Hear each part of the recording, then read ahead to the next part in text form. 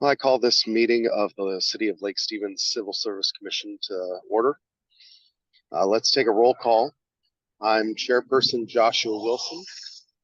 I'm Ray Mitchell, Commissioner. Julie Good, Civil Service Chief Examiner and Secretary. Jeff Young, Deputy Police Chief. You got quite a title, Julie. And today we have one action item on today's agenda to approve the minutes for January 26th Civil Service Commission special meeting. I've reviewed the minutes, Josh, and I make a motion that we accept them as written. Okay. Does anyone have any thoughts or discussion? Is there a second? All right. I'll second the motion. All right. And all in favor? Aye. Aye. Motion carries. Thank you. The next item on the staffing agenda is staffing and recruiting update presented by Julie and Jeff. Julie, Jeff. So we just met about a week and a half ago. So really, we don't have much else to talk about. So what I can say is that we have a new entry-level officer starting on Monday the 12th. So we'll be welcoming him on board. And we also received approval from the council this past Tuesday to hire for a records specialist that will focus on body-worn camera. So we're looking forward to that. We have two people that were already in the pipeline for vacancies within the records unit. But now we're going to have that extra spot to be able to fill to deal with public disclosure very specifically. So we're really excited about that. And we're always hoping to get more laterals on board and, get them in our ranks. But we're kind of dry on that one right now. But Julie's been doing a really great job getting out there with the recruiting events and keeping us relevant on the different job sites. Lateralofficer.com, is that the one, Julie? Yeah. I think that's helping a little bit. Oh, good. So we're still hopeful to get some more of those. So that's all I have for now. If you guys have any questions. Well, Chief, Julie and I had an opportunity to kind of review this, and of the 34, we have 3 vacancies, and we have the one that comes on board next week. Then we have the one that comes out of the academy in a couple of weeks that's already included in the 34. And then we have a conditional offer of employment under entry level. Is that still out there? The conditional offer that we had with Drew, I think it was just this morning. That candidate with Drew took a job with another agency. So there's nothing we can do about things like that. All we can do is really showcase, what a great department we are and the different opportunities that we have for growth, development, and advancement. But at the end of the day, some of these candidates are just going to take whatever they feel is going to be the best department for them, for the best fit. And we completely understand that. We're looking for the best fit for us.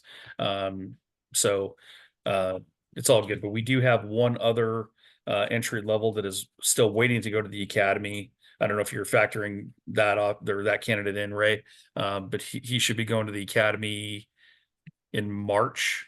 We just got an update, so he's currently sitting on the updated wait list. So that's in the new academy, the bucket, the 17 is a person, that's who Chief's talking about?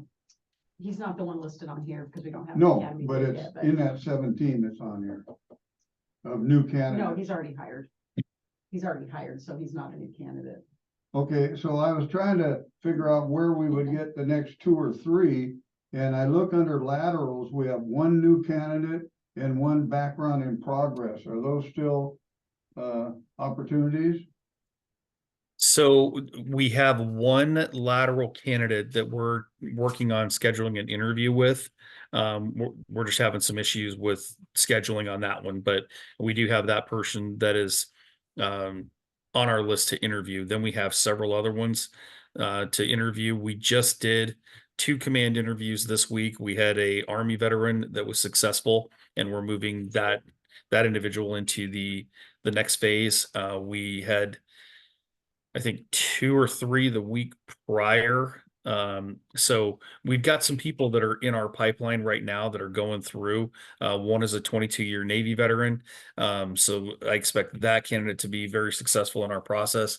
And then I think we had one more that we sent to polygraph. So we're just waiting for all those things to be done so we can push them into PST background. The one veteran completed his polygraph already, and we've already pushed him over to public safety testing to start the background process. So I'm going to maintain contact with that individual and try to keep them very much engaged with our department so that we don't unfortunately lose them to another one. So, Chief, we were talking earlier about the possibility of increasing the authorized positions with the city council's approval. Josh, did you happen to hear what we were talking about, or can you talk about that now, or is that appropriate? You can talk about it. I overheard the end of the conversation, so yeah, go ahead and please Well, speak to what can your you thoughts keep- were on that. Can you tell us about how we compare to other departments around here? I don't know if Josh heard that. So with our current staffing level, we're sitting at about 0.97 officers per 1,000. The national average is 2.25 officers per 1,000. So when we compare ourselves to some of our surrounding agencies or other competitor agencies, we're a little bit behind in terms of those overall numbers. It's not something that's alarming. It happens all over the place all the time. So what we try to do is we try to maintain the most effective staffing level to meet the needs of the city of Lake Stevens at any given time.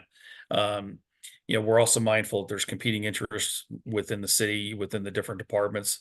So, while we do have some sort of a plan to request more positions and for very specific reasons such as traffic, we are mindful that there are competing interests. And what did you say the national number was? 2.25 per 1,000. Wow.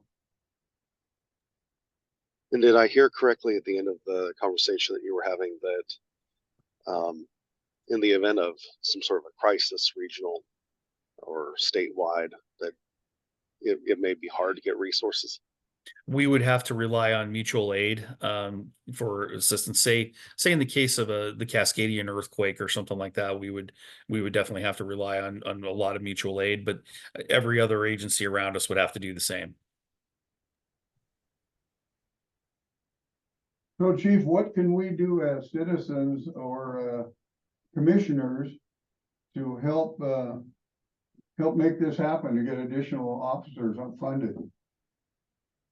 That's a good question because we're always looking for the grants that we can possibly get to supplement the different funding that we get from the city. The thing about a lot of these grants that we have to remember is that there's usually some sort of conditions that are placed upon those grants. For example, if we get a COPS grant from the feds or something like that, or a BJA grant, then we're looking at a certain number of years of funding from that funding source. And then after that, the city is required to pick up that full tab for X number of years, depending on what grant we're looking for. So we just have to be mindful of that too. But I think you guys are already helping us out with what we need in terms of making sure that we have the right staffing. You guys are giving us the support and assistance that we need to hire the right people to work for our city. So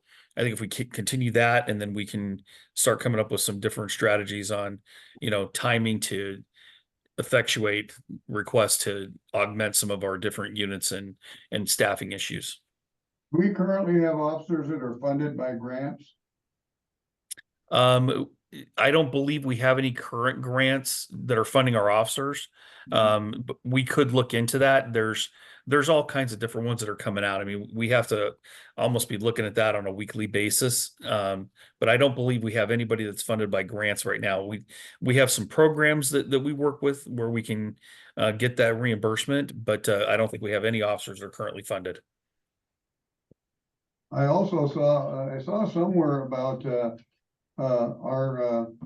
us having the only fentanyl trained canine unit got a lot of really nice press out of that. Yeah, that's true. We've had Sia certified and imprinted on fentanyl for over a year now. So she's our canine team has been involved in some pretty significant high profile events around the region.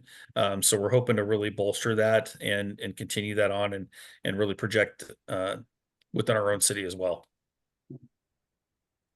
That kind of segues into the kind of the recruiting update. So last week, I attended a first responder recruiting event that focused primarily on drawing females into the professions, and there was a good turnout over in Monroe for that. And Officer Scholes helped me with that. That was terrific.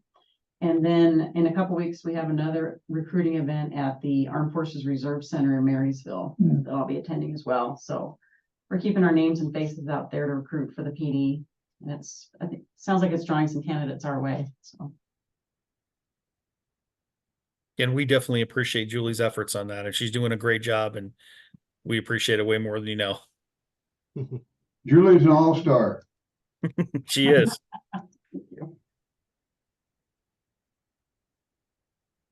Any other thoughts or discussion on that topic at the moment? No.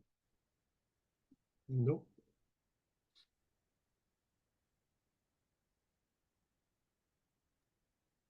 All right. Is there any other new business that anyone would like to bring to the meeting today? Oh, I would just like to say that I saw that Officer Lyons and Officer Height, is that his name? Were both recognized by the fire department for their bravery. And Chief, can you tell us a little bit more about that?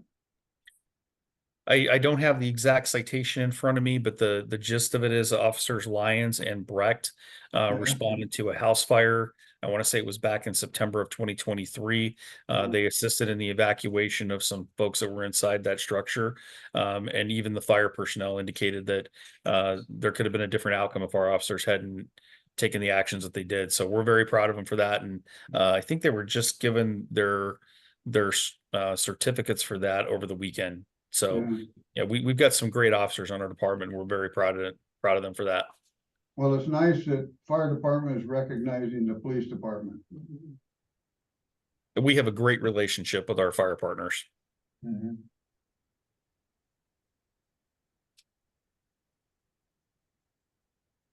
Well, Josh, I make a motion that we adjourn the meeting. I'll second it. Well, all in favor? Aye. Aye. Meeting's adjourned. Thank you.